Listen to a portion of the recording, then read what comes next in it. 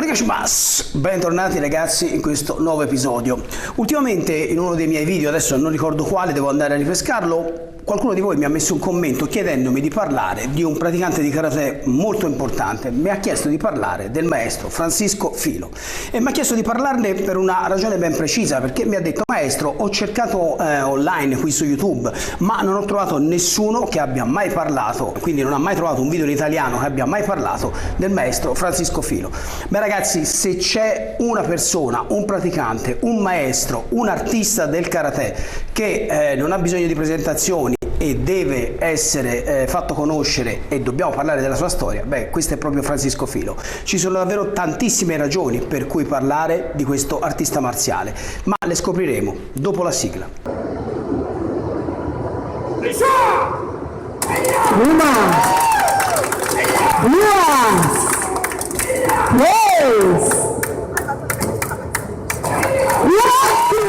Francisco Alves Filo nasce il 10 gennaio 1971 a Souto Soares, è un comune del Brasile, nello stato di Bahia. Ora, se c'è qualcuno tra voi che non ha mai sentito nominare Francisco Filo, vi dico subito che è un lottatore di arti marziali che lo ha visto arrivare a gareggiare anche nel circuito del K1, ma soprattutto è un grandissimo esperto di karate Kyokushin. E in questo settore del karate Kyokushin Francisco è riuscito a scrivere la storia per ben 2 volte, ma andiamo con ordine. Come la maggior parte dei bambini giovani brasiliani, da piccolo Filo giocava a calcio. Il sogno è quello di molti bambini, no? Diventare un professionista di calcio. Tuttavia nel 1982, all'incirca l'età di 11 anni, iniziò a praticare anche il karate.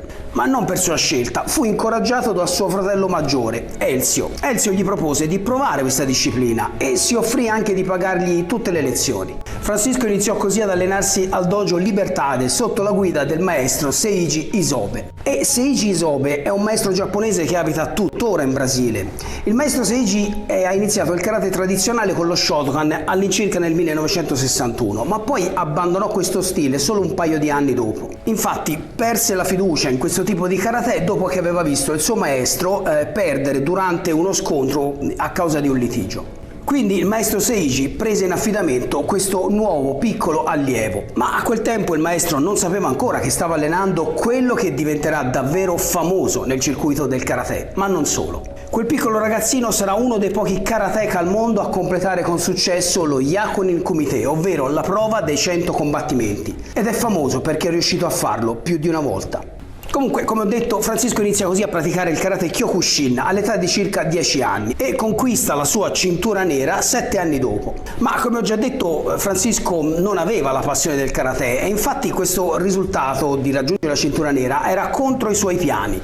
Infatti inizialmente Filo sì, accettò di allenarsi nel karate, ma voleva farlo solo per poco tempo. Insomma, all'inizio l'aveva fatto più per accontentare suo fratello che per se stesso. Praticando però aveva scoperto che le arti marziali tuttavia gli piacevano e pensava poi di dedicarsi in futuro anche ad altri tipi di arti marziali, ma ben presto si rese conto che il Kyokushin Karate era il karate giusto per lui e alla fine diventò uno degli allievi prediletti del maestro Seiji.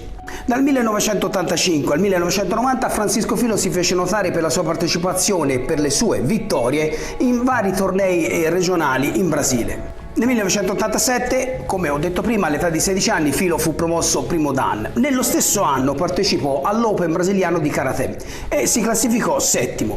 L'anno successivo partecipò di nuovo a questa manifestazione e migliorò la sua posizione, arrivando al 6º posto. Francisco vinse a 18 anni il suo primo titolo intercontinentale di karate, siamo nel 1989, e fu dopo questo successo che Francisco iniziò a pensare seriamente ad un sogno, a un suo progetto. E questo sogno era di diventare il campione del mondo di karate combattendo in Giappone. Ma questo sogno era tutt'altro che facile. Il campionato del mondo di karate della IHO è un campionato mondiale che si tiene generalmente ogni 4 anni in Giappone. E fino a quel momento era stato vinto sempre e solo e unicamente da dei giapponesi. Nel 1994 morì il maestro Oyama e l'ICO, la federazione che organizzava questo campionato, si divise in diverse fazioni e il campionato del mondo ha continuato lo stesso a svolgersi, anche se tutt'oggi viene organizzato, ma viene organizzato parallelamente da diverse organizzazioni. Il sogno di Francisco era di arrivare dove nessun uomo al di fuori del Giappone era mai arrivato. Era molto bravo nel combattimento, era molto atletico ed era incredibilmente forte e qualcuno a quel tempo gli mise il soprannome di Pantera Nera. Nel 1990 vinse il suo primo Open di karate brasiliano.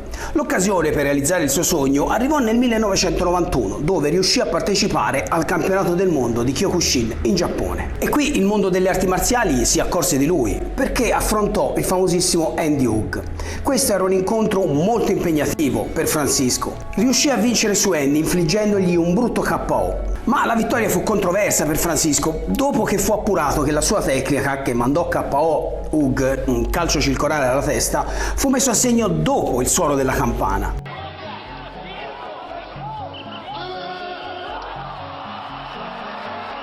Purtroppo Andy Hug a quel tempo non lo sapeva, ma soffriva già di una leucemia non ancora diagnosticata e morirà pochi anni dopo. Andy Hug è stato un pilastro del K1 e del karate. Ho dedicato ad Andy Hug un bellissimo video documentario che ne illustra la vita e la carriera e vi consiglio davvero di dargli un'occhiata. Lo trovate qui sul canale e ve lo lascio in link alla fine di questo video.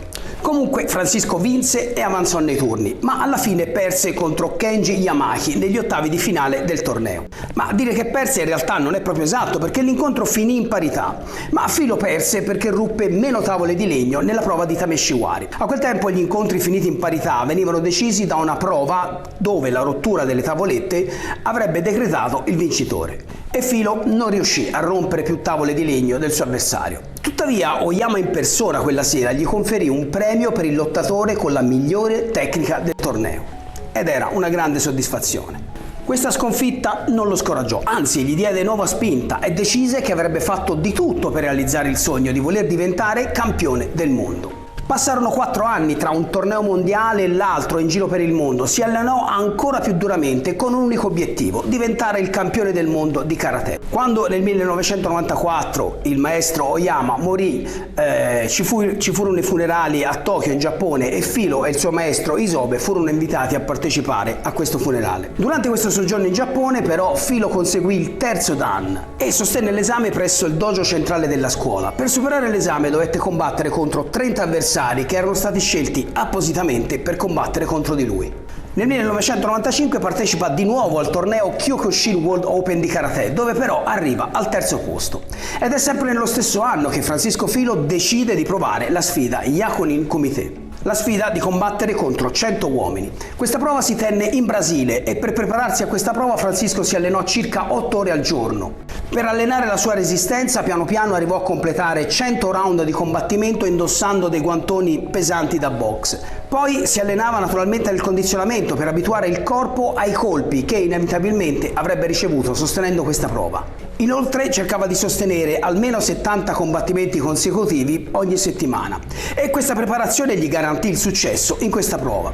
Tuttavia però appena 2 mesi dopo, il 22 marzo del 1995, Francisco ricevette l'invito ufficiale della IKU Onbu per sostenere la prova dei 100 combattimenti in Giappone ufficialmente. Filo aveva ancora i nervi a pezzi dalla sfida fatta da poche settimane, ma era un'occasione che non si poteva rifiutare e quindi accettò. Così si ritrovò in Giappone a fare questa prova, ma non si era ancora ripreso del tutto. Andò abbastanza bene nei primi incontri, ma dopo un po' iniziò a avere dei crampi diffusi e questi crampi gli impedivano alcuni movimenti. Verso la fase finale della prova era diventato molto lento a reagire. Alla fine però ce la fece e completò la sfida in un tempo di 3 ore e 2 minuti e la completò in modo veramente degno. E non solo, incredibilmente Francisco Filo, nonostante tutto, non ha avuto bisogno di cure dopo la sfida ed è stato uno dei pochi sfidanti nella storia a non aver avuto bisogno di alcun tipo di cura e di assistenza alla fine di questa prova. Francisco era così contento di aver superato la prova che decise di regalarsi una vacanza a Disneyland. Dopo la sfida di Kumite dei 100 uomini, Filo iniziò a girare l'Europa, visitando diversi dojo dove poi si allenò in diverse occasioni e imparando nuove tecniche. E sempre nello stesso anno, nel 1995, 95 Filo vinse un altro titolo agli Open brasiliani. Tra il 3 e il 5 novembre si svolse il sesto torneo mondiale Open in Giappone e questa volta Francisco era uno dei favoriti per il titolo. Era dato proprio come uno dei probabili vincitori di questo torneo. Francisco aveva di nuovo l'occasione per diventare il campione del mondo. Arrivò in semifinale dove affrontò Kazumi Hajime, un altro lottatore giapponese che ha fatto la storia del karate a contatto. Kazumi aveva nei turni precedenti già sconfitto il compagno di squadra di Filo, Globe Feitosa. L'incontro con Kazumi Hajime fu un incontro epico, ma Francisco non riuscì a piegare il giapponese e l'incontro finì in un pareggio. Si arrivò così alla fase del tameshiwari, la rottura delle tavole di legno. Filo ruppe 22 tavole, era un buon risultato, con Kazumi che purtroppo però ne ruppe 24, risultando così il vincitore e Francisco fu eliminato dal torneo. E fu eliminato ad un passo dal disputare la finale che gli avrebbe dato la possibilità di poter realizzare il suo sogno. Al suo ritorno in Brasile però Filo sentiva che qualcosa dentro di lui era cambiato. Sentiva che qualcosa non andava, le prove dei 100 uomini fatte a poca distanza di tempo, forse la fatica della preparazione, il torneo mondiale, insomma era sotto stress. I nervi cedettero e cadde in un periodo di depressione.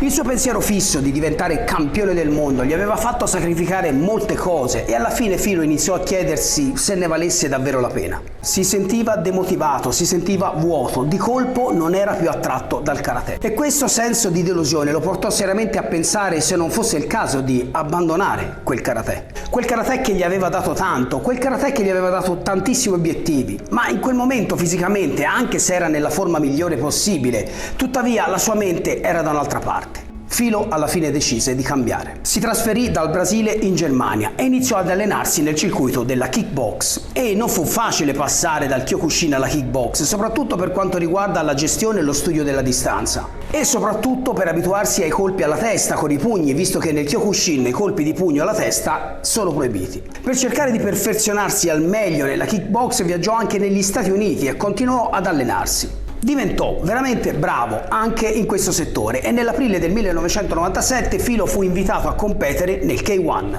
Dopo aver ottenuto il permesso da Shohei Matsui, il capo della ICO a quel tempo, ecco che il 20 luglio del 1997 Filo fece il suo debutto sul quadrato del K1 e affrontò un avversario a lui familiare. Si scontra di nuovo contro Andy Hug. Andy Hug, che era dato per favorito, per vincitore del K1 di questa edizione. In questo secondo incontro però Filo riuscì di nuovo a battere Andy Hug e lo fece mandandolo KO con un poderoso pugno destro. Andy Hug era molto famoso in Giappone a quel tempo e la vittoria di Filo lo rese di colpo molto famoso. Lo aveva battuto. Questo evento gli fece guadagnare un gran seguito anche in Giappone e lo aiutò anche il fatto che Andy era uno dei principali contendenti al titolo di campione del mondo di K1, come ho già detto. E Filo lo aveva battuto. Francisco Filo durante la sua permanenza nel K1 ha ottenuto vittorie contro lottatori leggendari come Sam Greco, Ernesto Ust, Peter Hartz e Stefan Leco. Questo cambio di scenario nel K1, la kickbox, a Filo piaceva e lo aiutò a rimettersi in forma. Gli diede di nuovo fiducia in se stesso e gli diede anche una nuova spinta e ritornò piano piano a pensare al suo sogno di diventare il campione del mondo di karate. Era stato per un po' di tempo lontano dal karate e doveva ammettere a se stesso che questa cosa gli era mancata.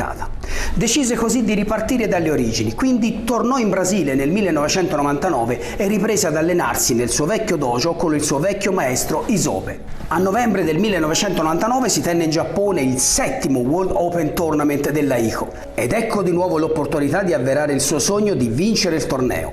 Ma poco prima del torneo Filo negli allenamenti si infortunò ad una caviglia. Ma tutto questo non gli fece cambiare idea, avrebbe partecipato al campionato del mondo in Giappone. Filo questa volta era determinato, era deciso e gli avversari iniziarono a cadere uno dopo l'altro e si fece largo fino in finale, dove ad affrontarlo trovò di nuovo colui che gli aveva impedito già una volta di realizzare il suo sogno, trovò Hajime Kazumi. Anche questa volta Kazumi Hajime si rivelò un avversario veramente duro, ma questa volta Filo aveva corpo e mente in perfetta sintonia.